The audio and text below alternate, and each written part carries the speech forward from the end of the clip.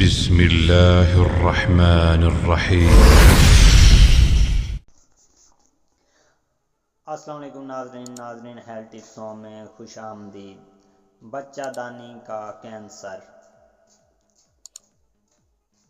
تعارف۔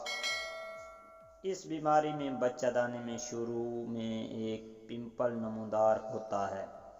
اگر اس کا بروقت علاج نہ کیا جائے تو یہ کینسر میں بدل جاتا ہے۔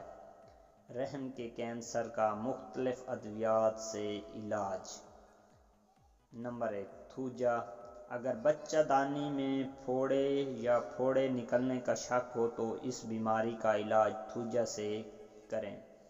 بچہ دانی کے کینسر کی حالت میں اگر سینکیا کا کوئی اثر نہ ہو تو اس دوا کی 30 طاقت لینا چاہیے۔ یہ یقینی طور پر فوائد فراہم کرے گا۔ Number 2، hydrates. بچہ دانی میں پھوڑے یا پھوڑے نکلنے کی حالت میں اس دوا کا مدہ ٹنکچر لینا چاہیے اور اس دوا کا دھویا ہوا پانی باہر سے استعمال کرنا چاہیے اور آرمیوریٹ 3x ہفتے میں ایک بار استعمال کرنا چاہیے۔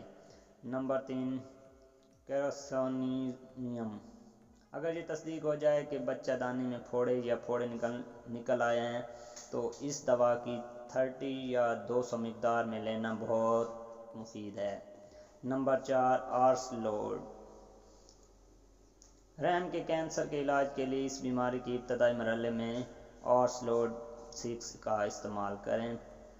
نمبر 5، روٹا۔ بچہ دانی کے کینسر کی صورت میں اس دوا کا مدہ ٹنکچر دودھ اور چینی کے ساتھ ملا کر 15 دن میں ایک بار لینے سے فائدہ ہوتا ہے۔ نمبر 6، ایپی ہسٹرینیم۔